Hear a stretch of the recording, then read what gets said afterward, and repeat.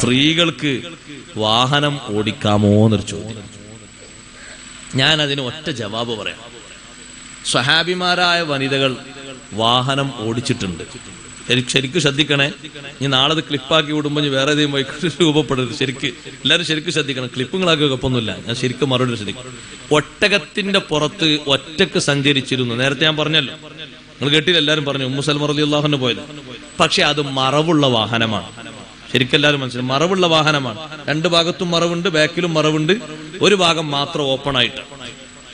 ഈ ഓടിക്കുന്ന വാഹനങ്ങളിൽ ഓടിക്കുമ്പോൾ ഒരുപാട് കാറ്റ് കൊണ്ടിട്ടും സ്പീഡ് കൂടിയിട്ടും പല രൂപത്തിലുമായിട്ട് പല ഭാഗങ്ങൾ വെളിവാകുന്നൊരു സ്വഭാവം വരുന്നുണ്ട്. ഒന്ന്, വെളിവാകാത്ത രൂപത്തിൽ നല്ല മറവോടുകൂടെയാണ് പോകുന്നത്. നിയമങ്ങളൊക്കെ പാലിച്ചിട്ടാണെങ്കിൽ തകരാറൊന്നുമില്ല.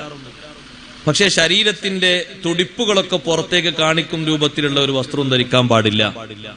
ശരീരത്തിന്റെ കൈയും മറക്കേണ്ട ഭാഗങ്ങളിൽ ഒന്നും വെളിവാകാൻ പാടില്ല. അതേ രൂപത്തിൽ തന്നെ മറ്റുള്ള ഏതെങ്കിലും പുരുഷന്മാരുടെ സ്വഭാവ രീതികളും ശൈലികളും സ്വീകരിക്കാൻ പാടില്ല. ഉപാധികളോടുകൂടെയാണെങ്കിൽ ആ വാഹനം ഓടിക്കുന്നതിന് തകരാറില്ല. ഇത് കൈ ഏകദേശം ഇവിടറ്റം കാണുന്നുണ്ട്, മാറു ഏകദേശം തെറ്റും കാണുന്നുണ്ട്. തലയിലാണെങ്കിൽ എന്തോ ഒരു കയറ് പോലത്തെ എന്തോ ഒരു സാധനം ചുറ്റിയിട്ടുണ്ട്. ചിലപ്പോൾ തോൾക്കും, ചിലപ്പോൾ തലേക്കും, ചിലപ്പോൾ തോൾക്കും തലേക്കും ഇങ്ങനെ പോകുന്നുണ്ട്. ഏതെങ്കിലും ഭാഗത്താണെങ്കിൽ പിന്നെ അത് കുടുങ്ങിയിട്ട് വണ്ടി മറിയില്ലായിരുന്നു. അങ്ങനെയൊക്കെ കാലിന്റെ ഭാഗവും വെളിവാകുന്നുണ്ട്. നല്ലോണം കാറ്റിട്ടുമ്പോൾ കാലിന്റെ മുട്ടിന്റെ ഭാഗം വരെ വെളിവാകുന്നുണ്ട്. ഇങ്ങനെയൊക്കെ ഇടങ്ങേറായ രൂപത്തിലാണെങ്കിൽ അത് തീർത്തും തെറ്റാണ്, ഹറാമാണ്, ഒരു നിലക്കും ഹലാലല്ല. നല്ല മറവോടുകൂടെയാണെങ്കിൽ ഈ വാഹനവും കാറും ഒക്കെ ഓടിക്കാം. നിബന്ധനകൾക്ക് വിധേയമായിട്ടാണ്. നിരുപാധികം ഒന്നും ഹലാലല്ല. പുരുഷൻ അതേ സമയത്ത് കുപ്പായം ഇടാതെ ഒരു തുണി മാത്രം എടുത്തിട്ട് പുരുഷൻ ഓടിച്ചു. പുരുഷന്റെ അവറത്തൊക്കെ പുരുഷൻ മറച്ചിട്ടുണ്ട്, തകരാറൊന്നുമില്ല. പുരുഷൻ നിർബന്ധമായും മറക്കേണ്ട അവറത്തൊക്കെ പുരുഷൻ മറച്ചിട്ടുണ്ട്, ഒരു തകരാറുണ്ട്. സ്ത്രീയും ആ നിബന്ധനകളൊക്കെ പാലിക്കണം. ഒട്ടകപ്പുറത്ത് എങ്ങനെയാണോ മഹദിമാര് പോയത്, ഏതെല്ലാം ഹിജാബോടെ ഏതെല്ലാം മറവോടെയാണോ ആ മറവുകളൊക്കെ സ്വീകരിച്ചിട്ടാണെങ്കിൽ തകരാറൊന്നുമില്ല, നിബന്ധനകൾക്ക് വിധേയമായിട്ടാണെങ്കിൽ. നിരുപാധികം അത് ഹലാലാണെന്ന് ഞാനും പറഞ്ഞിട്ടില്ല, ആരും പറഞ്ഞിട്ടില്ല. അങ്ങനെയാണ് മനസ്സിലാക്കേണ്ടത്. അങ്ങനെ ആരും മുസ്ലിം പറഞ്ഞിട്ടില്ല, കേട്ടിട്ടില്ല. ദീനും സ്വഭാവവും സംസ്കാരവും ഉള്ള ഇണകളെ തെരഞ്ഞെടുക്കണം. ഏറ്റവും പ്രധാനമായി വേണ്ടത് അതാണ്. ആളുടെ ജോലിയോ അല്ലെങ്കിൽ സാമ്പത്തികമായ പുരോഗതിയോ നമുക്കനുസരിച്ച് അത്യാവശ്യം ഇങ്ങോട്ട് തരാൻ മാത്രം കഴിവുള്ളവരാണ് എന്നോ നോക്കിയിട്ടല്ല വിവാഹം തീരുമാനിക്കേണ്ടത്. അങ്ങനെയാണെങ്കിൽ കുഴപ്പമൊന്നുമില്ല, അതിനനുസരിച്ചുള്ള ഫലമേ ഉണ്ടാകും. ദീൻ അവരെത്രമാത്രം സ്വീകരിച്ചിട്ടുണ്ട്, കൊണ്ടു നടക്കുന്നുണ്ട്, ആ വീട്ടിലെയും അവരുടെ കുടുംബങ്ങളിലെയും ദീനീ സംവിധാനം എങ്ങനെയാണ്, അല്ലാഹു സുബ്ഹാനഹു വ തആല നമ്മെ പഠിപ്പിച്ചതും അങ്ങനെ തന്നെയാണ്. നിങ്ങൾ സ്വീകരിക്കാൻ പോകുന്ന ഭർത്താക്കന്മാർ, സഹോദരിമാർക്ക് വേണ്ടി, മക്കൾക്ക് വേണ്ടി, പെൺമക്കൾക്ക് വേണ്ടി നിങ്ങൾ സ്വീകരിക്കുന്ന ഭർത്താക്കന്മാർ അവര് വളരെ പാവങ്ങളാണെങ്കിലും അവർ നല്ലവരാണോ അല്ലേ എന്നാണ് നിങ്ങൾ നോക്കേണ്ടത്. അൻകിഹുൽ അയാമ മിൻകും വസ്സാലിഹീന മിൻ ഇബാദിക്കും വഇമായിക്കും ഇയകൂനു ഫുഖറാ യുഗ്നിഹിമുല്ലാഹു മിൻ ഫളിഹി. അവരെത്ര ദരിദ്രരാണെങ്കിലും നിങ്ങൾ അവരെ തെരഞ്ഞെടുത്തത് നല്ലവരാണ് എന്ന മേൽവിലാസത്തിലാണോ? യുഗ്നിഹിമുല്ലാഹു മിൻ ഫളിഹി, അല്ലാഹു അവന്റെ ഔദാര്യത്തിൽ നിന്ന് കനിഞ്ഞു നൽകി അവർക്ക് ധാരാളം സാമ്പത്തിക സ്രോതസ് നൽകും. ഒറ്റ മേൽവിലാസമേ നോക്കാവൂ. അതാണ് പ്രധാനമായും പരിഗണിക്കേണ്ടത്. അതിലാണ് പൂർണ്ണമായും വിജയം ലഭിക്കുകയും ചെയ്യുക. ലോകത്ത് ഏറ്റവും കൂടുതൽ വിജയം സൃഷ്ടിച്ച, വരിച്ച മഹാത്മാക്കളൊക്കെ മക്കൾക്ക് വേണ്ടി സെലക്ട് ചെയ്തത് അങ്ങനെയാണ്.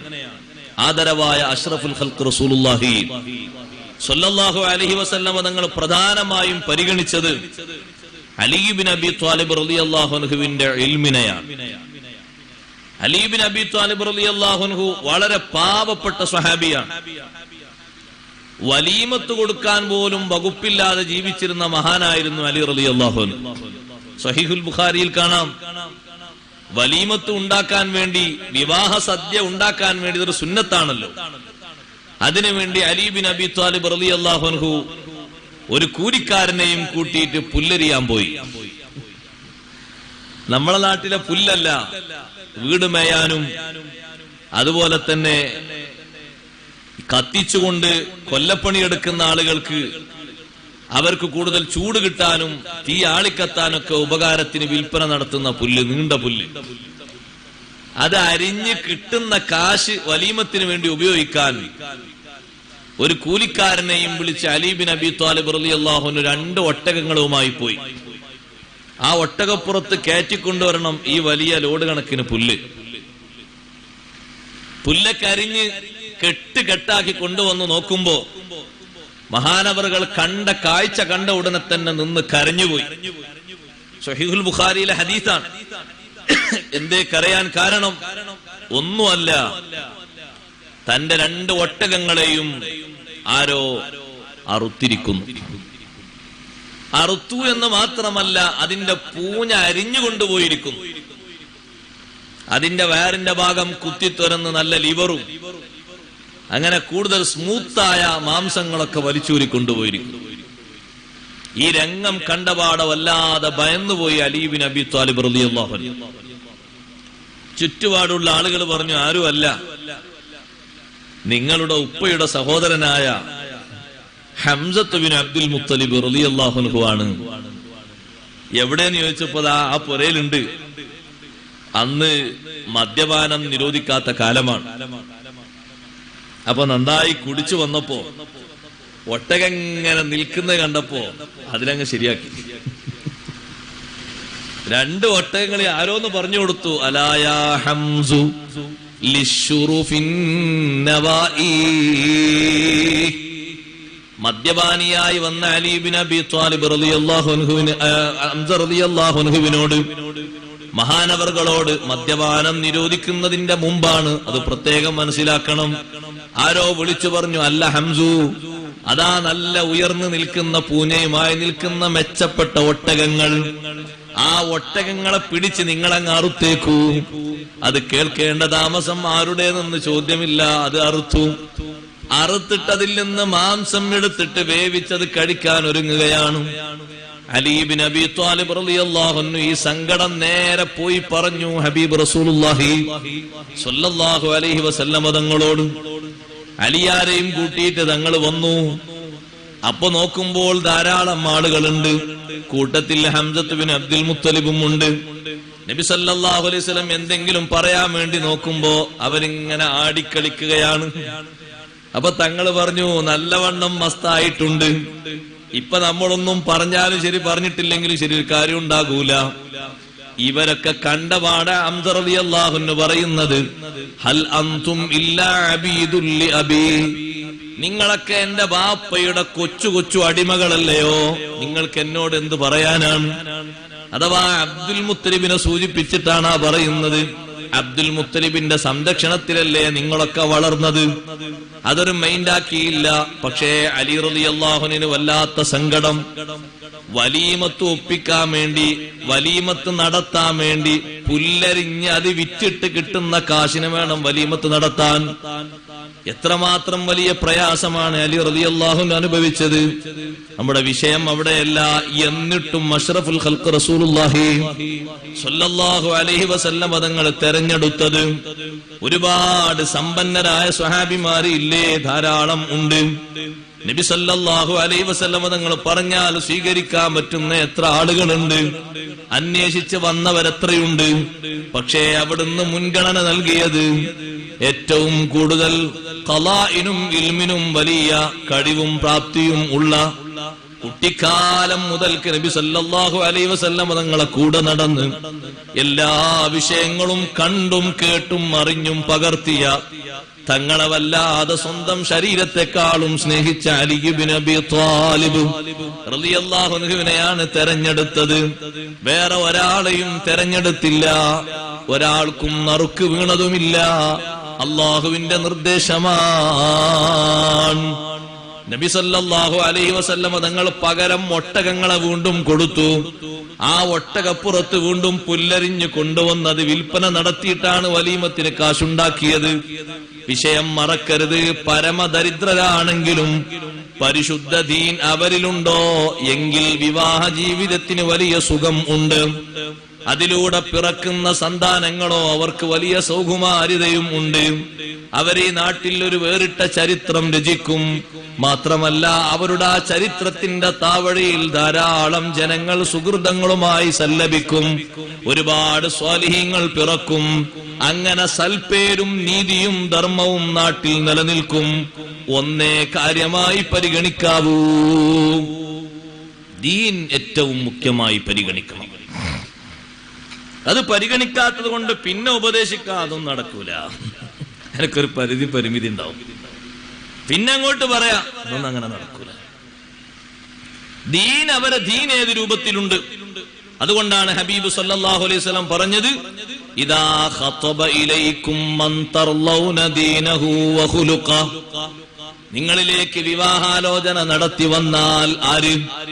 മൻ തർലൗന ദീനഹു വഖുലുഖഹു, അവന്റെ ദീന് നിങ്ങൾക്ക് തൃപ്തിയാണ്, അവന്റെ സ്വഭാവവും നിങ്ങൾക്ക് ഇഷ്ടപ്പെട്ടതാണ്. ഫസവ്വിജൂ, നിങ്ങൾ അവർക്ക് കല്യാണം കഴിച്ചു കൊടുക്കണം, മടക്കി വിടരുത്.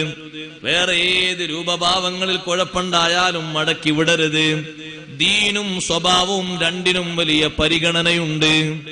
ആ പരിഗണന കണ്ടിട്ടല്ലേ വലിയ മഹാസമ്പന്നർ പോലും സ്വന്തം മക്കൾക്ക് ഇണയാക്കി കൊടുത്തത്. വളരെ പരിമദരിദ്രന്മാരായ ആളുകൾ എത്രയുണ്ട്. മർവാ നാട്ടിലെ ഖാളിയായിരുന്നില്ലേ നൂഹ് ഇബ്നു മറിയം എന്ന് പറയുന്ന മഹാൻ? വലിയ പണ്ഡിതനാണ്. മർവാ നാട്ടിലെ ഖാളിയാണ്. ഖാളി എന്ന് പറഞ്ഞാൽ നമ്മളെ നാട്ടിലെ ഖാളി എന്ന് പറയും പോലെയല്ല. ആ നാട്ടിൽ ഏതൊരു തീരുമാനം പറയാനും ഏതൊരു മസ്അലക്ക് മറുപടി കൊടുക്കാനും പ്രശ്നങ്ങൾ പരിഹരിക്കാനും വലിയ പാണ്ഡിത്യമുള്ള ഖാളിയാണ്, ജഡ്ജിയാണ്. ഒരു ജഡ്ജിയുടെ റോളിൽ വർക്ക് ചെയ്യുന്ന, വിഷയങ്ങൾ ശരിക്ക് പ്രസ്താവിക്കുകയും പ്രഖ്യാപിക്കാനും കഴിവും പക്വതയുമുള്ള മഹാപണ്ഡിതനാണ്, ഭരണകർത്താവാണ്. അതോടൊപ്പം തന്നെ വലിയ സമ്പന്നനുമാണ്. മർവാ നാട്ടിലെ ഖാളിയായ നൂഹ് ഇബ്നു മറിയം എന്ന് പറയുന്ന മഹാനവർകൾ ഒരു ദിവസം തന്റെ തോട്ടത്തിൽ കയറി. തോട്ടത്തിൽ പണിയെടുക്കുന്ന അടിമയെ വിളിച്ചിട്ട് പറഞ്ഞു, നല്ല ക്ഷീണമുണ്ട്, നീ നല്ല മധുരമുള്ള, കഴിക്കാൻ നല്ല മധുരമുള്ള, ദാഹം ശമിക്കുന്ന, വിശപ്പ് അത്യാവശ്യമൊക്കെ അടങ്ങുന്ന നല്ലൊരു റുമ്മാൻ കൊണ്ടുവാ. അദ്ദേഹം ഒരു റുമ്മാൻ പറിച്ചു കൊണ്ടുപോയി കൊടുത്തു. നൂഹ് ഇബ്നു മറിയം അത് പൊളിച്ചു നോക്കുമ്പോൾ അത് പഴുക്കാനായിട്ടേ ഉള്ളൂ, പാകമാകുന്നേ ഉള്ളൂ. ഇത് ശരിയാകൂല, വേറൊന്ന് കൊണ്ടുപോവാ. വേറൊന്ന് പറിച്ചു കൊണ്ടുപോയി കൊടുത്തു. അപ്പോഴും പറഞ്ഞു, ഇത് നേരത്തെ ഉള്ളതിന്റെ ആ ഒരു പക്വതയിലേക്കും കൂടി എത്തിയിട്ടില്ല. അതിമേൽ കളർ ഇങ്ങനെ വരുന്നേ ഉള്ളൂ, മരുന്നടിച്ച കളറല്ല. മരത്തിന്റെ മുകളിൽ നിന്ന് തന്നെ ഇത് പഴുപ്പായിട്ടില്ല. അതിന്റെ അരപ്പകുതിയിലേക്ക് എത്തിയിട്ടുള്ളൂ, അരയിലേക്ക് എത്തിയിട്ടുള്ളൂ. ഒരു 1/4 ഭാഗം കൂടി ആയിട്ടില്ല. മൂന്നാമത്തെ ഒന്നും കൂടി പറിക്കാൻ പറഞ്ഞു. കൊണ്ടുവരാൻ പറഞ്ഞപ്പോ അത് പച്ചയാണ്. ശരി, അതിന്റെ കുരു എടുത്ത് ഓരോന്നിങ്ങനെ വായിലേക്ക് ഇട്ടാൽ കയ്പ് വരും, കഴിച്ചു കളയും. അപ്പൊ എത്ര കാലമായി ഇവിടെ ജോലി എടുക്കാൻ തുടങ്ങിയിട്ട്? അപ്പോ കാലങ്ങളൊക്കെ ഒരുപാടായി. ഈ ചാൻസിൽ നിങ്ങൾ നോക്കി, ഈ ചാൻസിൽ, ഈ ഒരു അവസരത്തിൽ വീണുപോയി ആരും പെറുക്കാൻ വരാത്തത്, അല്ലെങ്കിൽ കിളികൾ കൊത്തി തിന്നതിന്റെ ബാക്കി വേസ്റ്റായി പോകുന്നത്, വള്ളിക്ക് ചുവട്ടിൽ വീണു പോകുന്നത്, വീട്ടുകാരും അങ്ങനെ പെറുക്കിയെടുക്കാൻ വരൂല, അല്ലാതെ തന്നെ ഇഷ്ടം പോലെ ഇല്ലേ? ഏതെങ്കിലും ഒന്ന്, നിങ്ങൾക്ക് ഇതിന്റെ രുചിയൊന്നും അറിയില്ലേ? പഴുത്തതൊന്നും കൊണ്ടുവരാൻ അറിയില്ലേ? ആ അടിമ പറഞ്ഞു, അല്ലയോ പ്രിയപ്പെട്ട യജമാനരെ, നിങ്ങൾ എന്നെ ഏൽപ്പിച്ച ഉത്തരവാദിത്തം ഇത് പരിപാലിക്കലാണ്. അതിനപ്പുറം ഇത്രയും കാലമായി ഒരു റുമ്മാൻ പോലും, ഒരു റുമ്മാന്റെ ഹബ്ബത്ത് പോലും ഞാൻ എന്റെ വായിലേക്ക് വെച്ചിട്ടില്ല. അപ്പൊ നൂഹ് ഇബ്നു മറിയം വിലയിരുത്തുന്നത് എന്താണെന്നറിയോ? ഈ അടിമയുടെ സൂക്ഷ്മതയും ദീനും ഈ അടിമയുടെ സ്വഭാവവുമാണ് പരിഗണിക്കുന്നത്. സാധാരണ അങ്ങനെ എടുത്തു ഭക്ഷിച്ചാൽ നാട്ടുകാരൊന്നും പറയൂല, കാരണം പതിവാണ്. വീണ എടുത്ത് ഭക്ഷിക്കൽ പതിവാണ്. പക്ഷെ അതുപോലും എടുക്കാത്ത ആളാകുമ്പോ എത്രമാത്രം വലിയ സൂക്ഷ്മത ഉള്ള ആളാണ്. അപ്പൊ നൂഹ് ഇബ്നു മറിയം ചിന്തിച്ചു, ഇത് നമ്മുടെ പെൺകുട്ടിക്ക് ഒരു പുതിയാപ്പിളാക്കാൻ പറ്റും. കാരണം ഇത്ര സൂക്ഷ്മതക്കുള്ള ഒരാളെയാണ് ഞാൻ തെരഞ്ഞു നടക്കുന്നത്. സമ്പത്ത് അള്ളാഹു എനിക്ക് തന്നിട്ടുണ്ടല്ലോ. ഈ അടിമക്ക് അടിമന്റെ മേൽവിലാസത്തിൽ ഒരു സമ്പത്തും ഉണ്ടാകൂല, ഒന്നും ഉണ്ടാകൂല. അടിമ എന്ന് പറയുന്ന ഏറ്റവും പാവപ്പെട്ട ഒരു വിഭാഗല്ലേ. എന്നാലും അതാണ് നബി സല്ലല്ലാഹു അലൈഹി വസല്ലം പഠിപ്പിച്ച ആ വിഷയം. അടിമയോട് പറയുന്നതിന്റെ മുമ്പ്, സംസാരിക്കുന്നതിന്റെ മുമ്പ് വീട്ടിലെത്തിയിട്ട് ഭാര്യയോട് ഇക്കാര്യങ്ങളൊക്കെ നൂഹ് ഇബ്നു മറിയം പറഞ്ഞു. നമുക്ക് നല്ല ഒരു ഭർത്താവിനെ നമ്മുടെ കുട്ടിക്ക് ഞാൻ കണ്ടുവച്ചിട്ടുണ്ട്. ആളെ പറയാതെ, വിഷയം പറയാതെ, സൂക്ഷ്മതയും വിഷയങ്ങളും പറഞ്ഞപ്പോ ഭാര്യയും പറഞ്ഞു അങ്ങനെ തന്നെയാണ് വേണ്ടത്, നമ്മളും അതാണ് ആശിക്കുന്നത്. പക്ഷേ അവസാനം പറഞ്ഞു ആ ആള് നമ്മുടെ തോട്ടത്തിൽ അടിമയാണ്. അടിമയായ ഒരു വ്യക്തി സ്വതന്ത്രയായ ഒരു സ്ത്രീക്ക് കുഫുവെക്കുകയില്ലല്ലോ, കിടയൊക്കുകയില്ലല്ലോ. അപ്പൊ എന്ത് ചെയ്യും എന്നൊരു പ്രശ്നം ഭാര്യ ഉന്നയിച്ചപ്പോ നമുക്ക് അദ്ദേഹത്തെ ഇത്ക്ക് ചൊല്ലാം, മോചിപ്പിച്ചാൽ പിന്നെ സ്വതന്ത്രനായല്ലോ, എന്നിട്ട് നമ്മുടെ മകളെ അങ്ങ് ചേർത്തി കൊടുക്കാം. അപ്പോൾ പിന്നെ സമ്മതമായി. മകളോട് ഈ വിഷയം പറഞ്ഞപ്പോ മകൾക്കും സമ്മതമായി. പിന്നെയാണ് അടിമയോട് വിഷയം പോയി പറയുന്നത്. അടിമയെ ഇത്ക്ക് ചൊല്ലിയിട്ട് ആ വിവാഹത്തിന്റെ വേദിയൊരുക്കി. വിവാഹം നടന്നു. ആ സൂക്ഷ്മശാലികളായ ദമ്പതികളിൽ നിന്ന് ലോകത്തേക്ക് സംഭാവന വന്ന മഹാനാണ് അബ്ദുല്ലാഹി ഇബ്നുൽ മുബാറക് റളിയല്ലാഹു അൻഹു. മഹാപണ്ഡിതനാണ്. 10,000 ആളുകൾക്ക് ഹിദായത്തിന്റെ വഴിയിലേക്ക് വഴി നടത്തിക്കൊടുക്കാൻ ഒരു കുട്ടിയെ, ഒരു സ്വാലിഹായ സന്താനത്തെ, ഒരു ഖുർറത്ത് ഐനായ സന്താനത്തെ, അങ്ങനെയുള്ള ഒരു സംസ്കാരം കെട്ടിപ്പടുക്കുന്നതിന് വഴിയൊരുക്കിയത്. വൈവാഹിക ജീവിതത്തിലേക്ക് പാദമൂന്നുമ്പോ മുന്നിൽ കാണേണ്ടത്, ലക്ഷ്യം വെക്കേണ്ടത് ദീനും സ്വഭാവവുമാണ്. ദീനും സ്വഭാവവും ഏറ്റവും പ്രധാനമായി പരിഗണിക്കണം. എങ്കിലേ അത് ശരിയാവുകയുള്ളൂ, അല്ലെങ്കിൽ അത് ചേരൂല. നബി സല്ലല്ലാഹു അലൈഹി വസല്ലം വന്നിട്ട് വിവാഹാലോചന നടത്തിയ സഹോദരിമാരോട് തങ്ങൾ പറഞ്ഞിട്ടില്ലേ? ഹിന്ദെന്ന് പറയുന്ന ഒരു സഹോദരി വന്നിട്ട് തങ്ങളോട് പറഞ്ഞു, നബിയെ, 2 ആളുകൾ എന്നെ വിവാഹാലോചന നടത്തിയിട്ട് ഞാൻ ആരെ സെലക്ട് ചെയ്യണം? സെലക്ഷൻ ശരിയാകണം. സെലക്ഷൻ നോക്കേണ്ടത് ബാഹ്യമായ തലത്തിലും അതുപോലെ തന്നെ ജീവിക്കാൻ എത്രമാത്രം ഏക്കർ കണക്കിനുണ്ട് എന്നും, കൊണ്ടുവന്ന വണ്ടി പുതിയ വണ്ടിയാണോ അല്ലെങ്കിൽ അതിന് കുറച്ച് പഴക്കമുണ്ടോന്നോ ഇതൊന്നല്ല നോക്കണ്ടേ. പെണ്ണ് കാണാൻ വന്ന ആള് പുതിയ വണ്ടിയിലാണോ വന്ന് പഴയ വണ്ടിയിലാണോ അതൊന്നല്ല നോക്കേണ്ടത്.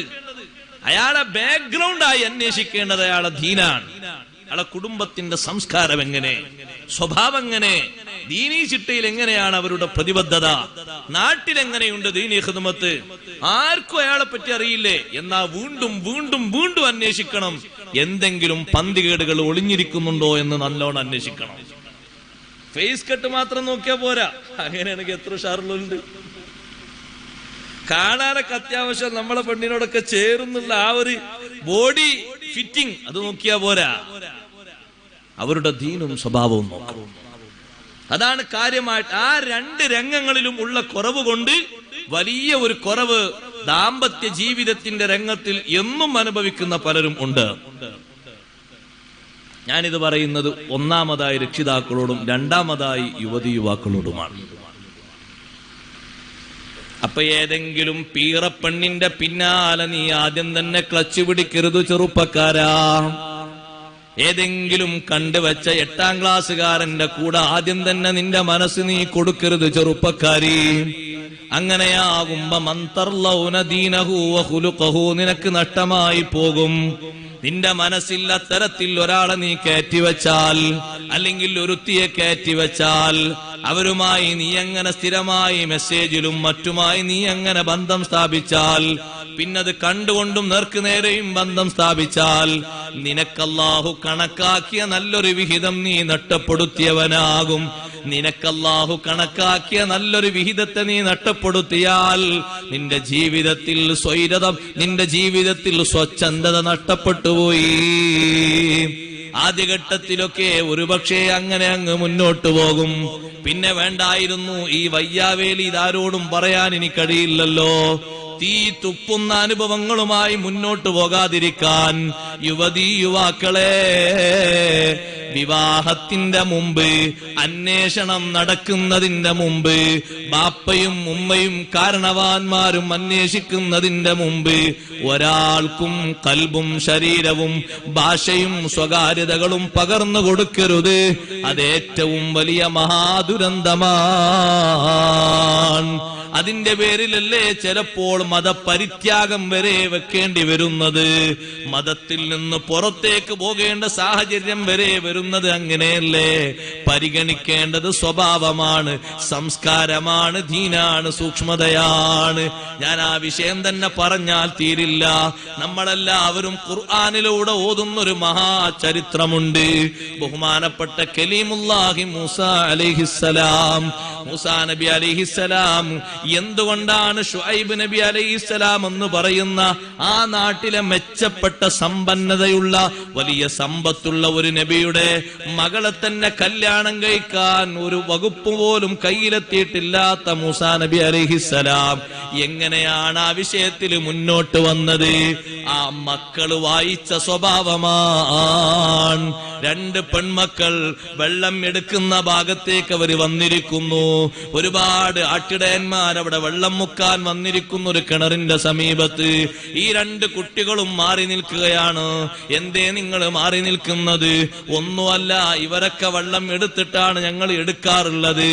വഅബൂനാ ശൈഖുൻ കബീർ, ഞങ്ങളെ പിതാവിന് ഇങ്ങോട്ട് വരാൻ കഴിയില്ല, ഞങ്ങളെ പറഞ്ഞയച്ചതാണ് വെള്ളമെടുക്കാൻ വേണ്ടി. ബാപ്പ വയോവൃദ്ധനാണ്. ആരാണ് ഉപ്പ എന്ന ആ സമയത്ത് അറിയില്ല. ശുഐബ് നബി അലൈഹിസ്സലാമിന്റെ മക്കളാണത് പറയുന്നത്. ഉടനെ തന്നെ ഫസഖാലഹുമാ സുമ്മ തവല്ലാ ഇലല്ലില്ല്, അവർക്ക് വേണ്ടി വെള്ളം മുക്കി കൊടുത്തു. ഇവര് പെണ്ണുങ്ങളായതുകൊണ്ട്, നാണമുള്ളത് കൊണ്ട് ആട്ടിടയന്മാരായ ആണുങ്ങളൊക്കെ വെള്ളമെടുത്ത് പൊയ്ക്കോട്ടെ എന്ന് കരുതിയിട്ട് കുറെ നേരം കാത്തിരിക്കേണ്ടി വരുമല്ലോ. പ്രായം ചെന്ന ഉപ്പാക്ക് നേരത്തെ തന്നെ വെള്ളം കിട്ടിയാൽ അതെന്റെ വക ഒരു സംഭാവനയാകുമല്ലോ. ഈ ഒരു സൽപ്രവർത്തനത്തിനാണ് അവിടെ അടിവരയിട്ടത്. നമ്മൾ പഠിക്കേണ്ടത്. ആ രണ്ട് കുട്ടികളും പോയിട്ട് ഈ സംഭവം പോയി പറഞ്ഞു. ഉപ്പാ, അവിടെയുണ്ട് ഒരു ചെറുപ്പക്കാരൻ. മൂസാ നബി അലൈഹിസ്സലാമിന്റെ ശരീരത്തിന്റെ ആ തുടിപ്പും ആ ശരീരത്തിന്റെ കളറും ആ ശരീരത്തിലെ മുടിയും രോമങ്ങളൊക്കെ ഹബീബ് റസൂലുള്ളാഹി സ്വല്ലല്ലാഹു അലൈഹി വസല്ലം അത് കണ്ട്, നേരെ കണ്ട്, ഇസ്രാഇന്റെ യാത്ര കഴിഞ്ഞ് വന്ന് തങ്ങൾ സ്വഹാബത്തിനോട് പറഞ്ഞില്ലേ, ഞാൻ അന്ന് മൂസാ നബി അലൈഹിസ്സലാമിനെ കണ്ടു. മൂസാ നബി അലൈഹിസ്സലാം നല്ല ആരോഗ്യമുള്ള ഒരു നബിയാണ്. നല്ല പവറുണ്ട് ശരീരത്തിന്, നല്ല പൊക്കവുണ്ട്. മുടിയൊക്കെ കണ്ടാൽ മുടിയുടെ ഒരു ചൊറുക്ക് തങ്ങൾ പറഞ്ഞതാണ്. ആ മുടിയിൽ നിന്ന് വെള്ളം ഇങ്ങനെ ഉറ്റി വീഴുന്നത് പോലെ, കുളിച്ചു വരുന്ന ആളെ മുടിയിൽ നിന്ന് വെള്ളം ഉറ്റി വീഴുന്നത് പോലെ മുടിയൊക്കെ കാണാൻ നല്ല സൗന്ദര്യമുണ്ട്. മൂസാ നബി അലൈഹിസ്സലാമിനെ പറ്റി ഇങ്ങനെ പറഞ്ഞ് വിശേഷണം പറഞ്ഞു കൊടുത്തു. ഈ മൂസാ നബി അലൈഹിസ്സലാമിന്റെ ഈ സ്വഭാവം അതാണ് ആ കുട്ടികൾ വിലയിരുത്തിയത്. അവർ ഉപ്പാനോട് പോയിട്ട് പറഞ്ഞു, ഉപ്പാ, ഞങ്ങൾക്ക് നേരത്തെ ഇന്ന് വെള്ളം കിട്ടാൻ കാരണം അവിടെ ഒരു ചെറുപ്പക്കാരൻ വന്നിട്ട് ആ കിണറിന്റെ സമീപത്ത് അവിടെ ഇരിപ്പുണ്ടായിരുന്നു. ഞങ്ങൾ മാറി നിൽക്കുന്നു, ഞങ്ങൾ മാത്രം രണ്ട് പെൺകുട്ടികൾ. എന്താ നിങ്ങൾ മാറി നിൽക്കുന്നത്? പതുക്കെ ഞങ്ങൾ പറഞ്ഞു, ഇവരൊക്കെ വെള്ളം എടുത്തിട്ടാണ് സാധാരണ വെള്ളം എടുക്കാറുള്ളത്. ഇത് പറഞ്ഞപ്പോ ബഹുമാനപ്പെട്ട മൂസാ നബി അലൈഹിസ്സലാം, ഞാൻ മൂസാ നബി അലൈഹിസ്സലാമാണെന്ന മേൽവിലാസമൊന്നും പരിചയപ്പെടുത്തിയില്ല. അല്ലാഹ്, ഈ കുട്ടികൾക്ക് വെള്ളം കിട്ടാൻ ഇനി എത്ര നേരാകും? ഇവർക്ക് ഹയാ ഉള്ളത് കൊണ്ടാണല്ലോ ഇവർ നേരെ വന്ന് അവരൊക്കെ തിക്കി തിരക്കിയിട്ട് അതിന്റെ ഇടയിലൂടെ മുക്കാതിരിക്കുന്നത്. അല്ലെ, കിണറ്റിൽ നിന്ന് നിങ്ങൾ ഒരാൾ മുക്കിയിട്ട് ഞങ്ങൾ മുക്കട്ടെ എന്ന് പറഞ്ഞുകൊണ്ട് ഒന്നും പറയുന്നില്ലല്ലോ. അപ്പൊ അവർക്ക് വേണ്ടി വലിയൊരു സൽപ്രവർത്തനം ചെയ്തു കൊടുത്തു. ഈ സംഭവം പറഞ്ഞപ്പോൾ വിളിച്ചു കൊണ്ടുവരാൻ വേണ്ടിയും കുട്ടികളെ അയച്ചു. ഫജാഅതുഹു ഇഹ്ദാഹുമാ തംശി അലസ്തിഹിയാ قالت إن أبي يدعوك ليجزيك أجر ما سقيت لنا. അപ്പൊ ആ പെൺകുട്ടി വന്നതെങ്ങനെ? മൂസാ നബി അലൈഹിസ്സലാമിന്റെ അടുത്തേക്ക് വന്നത് തംശി അലസ്തിഹിയ. ആ പെൺകുട്ടിയിൽ നിന്ന് മൂസാ നബി അലൈഹിസ്സലാം വായിച്ചെടുക്കുന്ന ദീനീബോധം വളരെ ഹയാഓടുകൂടെ. വളരെ ഹയാവോടുകൂടെ നാണം കുണുങ്ങിയിട്ടാണ് ആ പെൺകുട്ടി വന്ന് വളരെ പതുക്കെ പറഞ്ഞു, ഇന്ന അബീ യദ്ഊക ലിയജ്സിയക അജ്റ മാ സഖൈത ലനാ, ഞങ്ങൾക്ക് വെള്ളം മുക്കി തന്നതിന് നിങ്ങൾക്ക് കൂലി തരാൻ ബാപ്പ വിളിക്കുന്നുണ്ട് നിങ്ങളെ. ബഹുമാനപ്പെട്ട മൂസാ നബി അലൈഹിസ്സലാം പോയി നോക്കി. അവിടെ എത്തിയപ്പോഴാണല്ലോ അത് ശുഐബ് നബി അലൈഹിസ്സലാം ആണെന്ന് മനസ്സിലായത്. ഫഖസ്സ അലൈഹിൽ ഖസസ്, 30 കൊല്ലത്തെ ചരിത്രങ്ങൾ മൊത്തം അങ്ങ് വിശദീകരിച്ചു കൊടുത്തു. ജീവിതത്തിന്റെ ആരംഭം മുതൽ മദീനയിലേക്ക് വരാനുണ്ടായ കാരണങ്ങളെല്ലാം ഞാനത് ഓരോന്നോരോന്നായി പറയുന്നില്ല, മൊത്തം വിശദീകരിച്ചു കൊടുത്തപ്പോ ആദ്യം തന്നെ സാന്ത്വനത്തിന്റെ വാക്ക് നൽകിയിട്ട് ശുഐബ് നബി അലൈഹിസ്സലാം പറഞ്ഞു, ലാ തഖഫ് നജൗത മിനൽ ഖൗമിൽ ളാലിമീൻ, ഒട്ടും പേടിക്കണ്ട, ആ അക്രമികളായ സമുദായത്തിൽ നിന്ന് നിങ്ങൾ രക്ഷപ്പെട്ടിരിക്കുന്നു, പേടിക്കേണ്ടതില്ല. അപ്പോഴാണ് ഒരു മോൾ അകത്തുനിന്ന് പറഞ്ഞത്, ഈ സംസാരം ഇങ്ങനെ മാറിപ്പോയിട്ട് ഇനി ബാപ്പ വിളിച്ച വിഷയം മറക്കണ്ടെന്ന് പറഞ്ഞിട്ട്, ബാപ്പ നിങ്ങൾ വിളിച്ചത് കൂലി കൊടുക്കാനല്ലേ, നിങ്ങൾ കൂലി കൊടുത്തോളൂ. നിങ്ങൾ കൂലി കൊടുക്കുന്ന ആള് നിങ്ങൾ എന്താണോ കൂലിയായിട്ട് മുപ്പരോട് പറയുന്നത് അത് ഏറ്റെടുക്കാൻ അൽ ഖവിയുൽ അമീൻ, കുട്ടികൾ വിലയിരുത്തി, ശക്തനുമാണ് വിശ്വസ്തനുമാണ്. എങ്ങനെ വിശ്വസ്തനാതിരിഞ്ഞ്? ആ പെൺകുട്ടികൾക്ക് അവരെ കണ്ടിട്ട് നോക്കിയിട്ട് വേറെ വർത്തമാനങ്ങളൊന്നുമില്ലാതെ സുരക്ഷിതമായി അവരെ ആവശ്യം പൂർത്തീകരിച്ചു കൊടുത്തില്ലേ? അൽ അമീനാണ്, ഖവിയുൽ അമീനാണ്, ശക്തനുമാണ്, നല്ല അമാനത്തുള്ള ആളുമാണ്. ഇതന്നല്ലേ വേണ്ടത്. അപ്പോഴാണല്ലോ ബഹുമാനപ്പെട്ട ശുഐബ് നബി അലൈഹിസ്സലാം പറയുന്നത്, നിങ്ങൾക്ക് കൂലിയായി ഞാൻ ഉദ്ദേശിക്കുന്നത്, ഇന്നി ഉരീദു അൻ ഉൻകിഹക ഇഹ്ദബ്നതയ്യ ഹാതൈനി, എന്റെ ഈ 2 പെൺമക്കളിൽ നിന്ന് ഒരു മോളെ നിങ്ങൾക്ക് നിക്കാഹ് ചെയ്തു തരാൻ ഞാൻ ഉദ്ദേശിക്കുന്നുണ്ട്. അലാ അൻത ഉജുറനി 8 ഹിജജ്, 8 കൊല്ലം നിങ്ങൾ ഇവിടെ ഒന്ന് തൊഴിലെടുക്കണം. 8 കൊല്ലം മൂസാ നബി അലൈഹിസ്സലാം അവിടെ തൊഴിലെടുത്തു. അതിന്റെ പിന്നിൽ ഒരുപാട് രഹസ്യങ്ങളുണ്ട് സഹോദരങ്ങളെ. ചരിത്രങ്ങൾ പഠിച്ചാൽ വലിയ സംഭവമാണ്. എന്തിനാണ് അത്രയും വർഷം അവിടെ താമസിപ്പിച്ചത്? വിഷമിപ്പിക്കാനല്ല. ശുഐബ് നബി അലൈഹിസ്സലാം ഫിർഔനും ജനതയും ഇവിടെ നീക്കുന്ന കരുക്കളെ കുറിച്ച് നന്നായി ബോധമുള്ളവരും അറിവുള്ളവരുമാണ്. അതിനൊക്കെ ഒരു കുറവ് വരാനും ഇവർക്കോ ബഹുമാനപ്പെട്ട മൂസാ നബി അലൈഹിസ്സലാമിന് അള്ളാഹു കണക്കാക്കിയൊരു 40 വയസ്സിന്റെ മികവില്ലേ? ആ 40 വയസ്സിന്റെ മികവെത്തുമ്പോ അള്ളാഹു അവന്റെ റിസാലത്ത് കൊണ്ട് അനുഗ്രഹിക്കുന്നൊരു സമയമായി. അപ്പോഴേക്ക് ഈ സംഗതി നടന്നാൽ അൽഹംദുലില്ലാഹ്, ഞാൻ ഭാഗ്യവാനാണ്, എന്റെ മക്കളും ഭാഗ്യവാനാണ്, എന്റെ മരുമകനും ഭാഗ്യവാനാണ്. അങ്ങനെ പേരക്കുട്ടികൾ മുർസലീങ്ങളായി പ്രവാചകന്മാരായി വരാൻ അതൊരു നിമിത്തമായി. എന്താണ് ശുഐബ് നബി അലൈഹിസ്സലാം നോക്കിയത്? കലീമുല്ലാഹി മൂസ അലൈഹിസ്സലാമിന്റെ സ്വഭാവം നിങ്ങൾ നോക്കി, എത്ര നല്ലൊരു സ്വഭാവമാണ്. ബഹുമാനപ്പെട്ട ഉമ്മു സലമ ബീവി റളിയല്ലാഹു അൻഹ പലപ്പോഴും പറയാറുണ്ട്, ഞാൻ മക്കത്ത് നിന്ന് ഇങ്ങോട്ട് മദീനയിലേക്ക് ഒറ്റക്ക് ഹിജ്റ വന്നതാണ്. ഒറ്റക്ക ഹിജ്റ വന്ന്, ചെറിയ ധൈര്യമൊന്നും പോരാ. കാരണം എവിടെ കണ്ടാലും ശത്രുക്കൾ പിടിച്ചു കിട്ടും.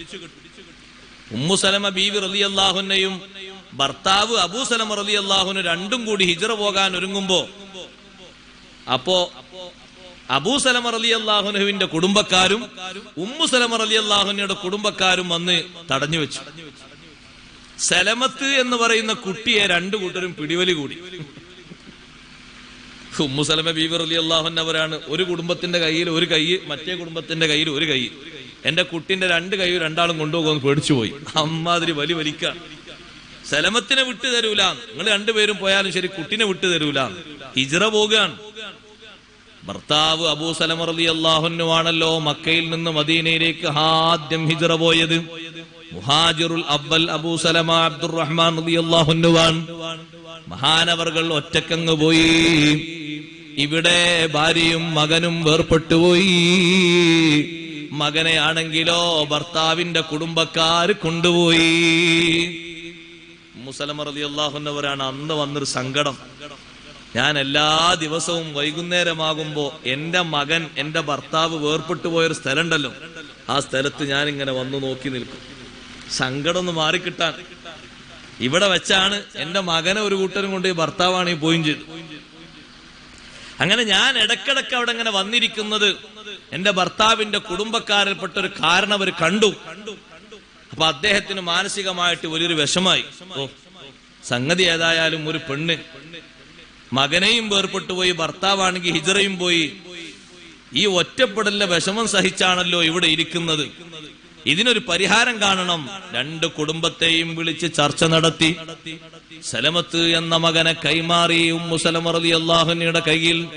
മഹദിയുടെ ധൈര്യം നോക്കണം, ഒറ്റക്കൊരു വാഹനത്തിൽ ഹിജറ പോകുന്നു മക്കയിൽ നിന്ന് മദീനയിലേക്ക്.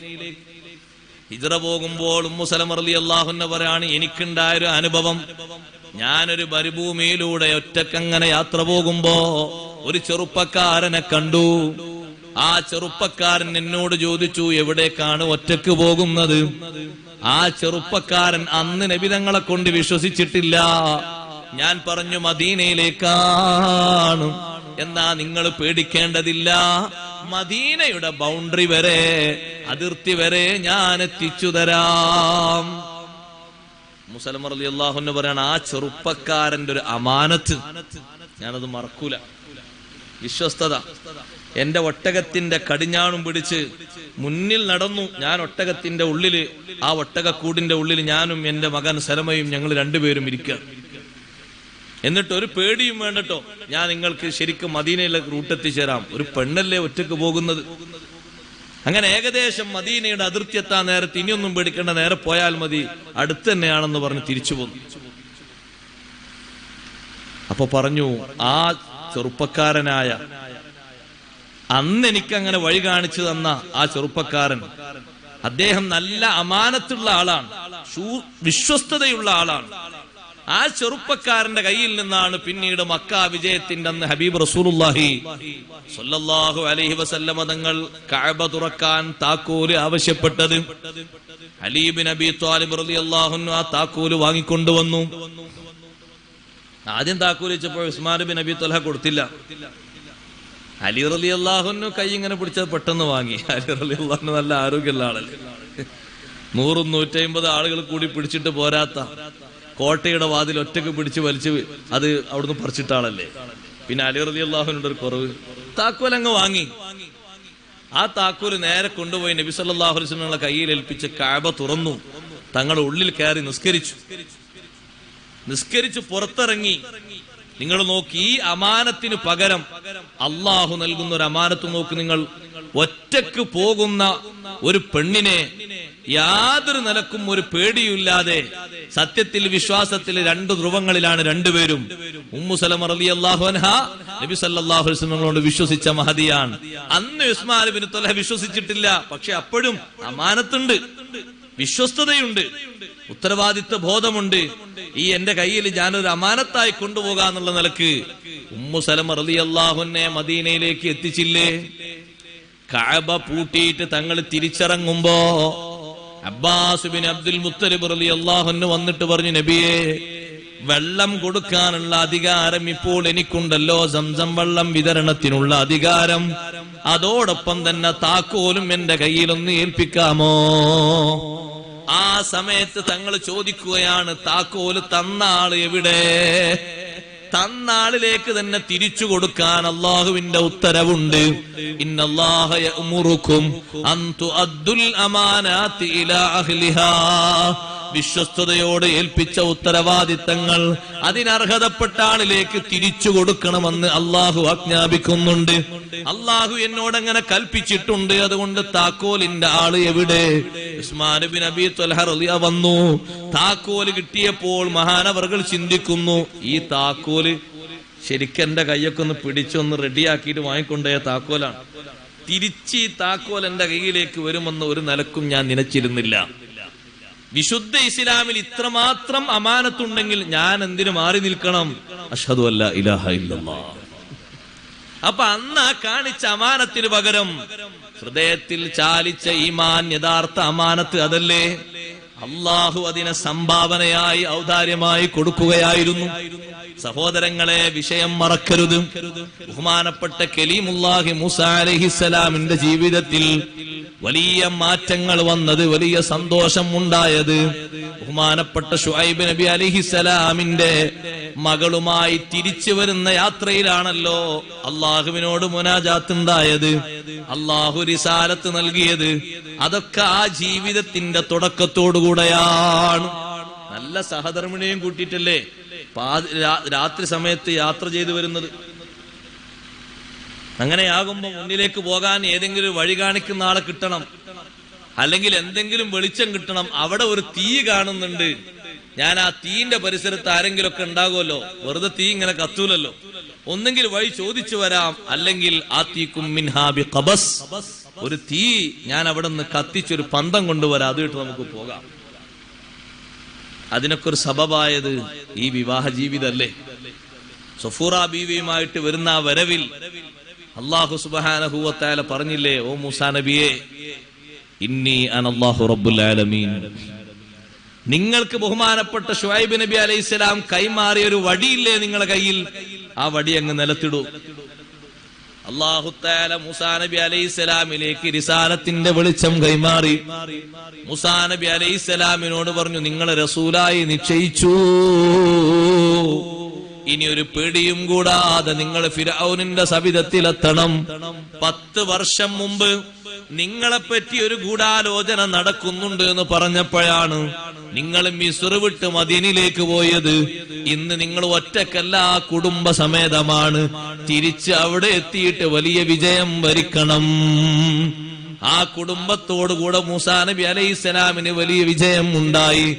അതുകൊണ്ട് ദീനും സ്വഭാവവും നല്ല രൂപത്തിലാകുന്നവരെയാണ് ഇണചേർത്ത് കൊടുക്കേണ്ടത്. അല്ലാത്തൊരു പക്ഷം ഇല്ലാത്ത ഫഅലൂഹു തങ്ങൾ പറഞ്ഞു, നിങ്ങൾ ദീനുള്ളവരെ നോക്കിയിട്ട് ചേർത്ത് കൊടുക്കുന്നില്ലെങ്കിൽ തകുൻ ഫിത്നതുൻ ഫിൽ അർളി വ ഫസാദുൻ കബീർ.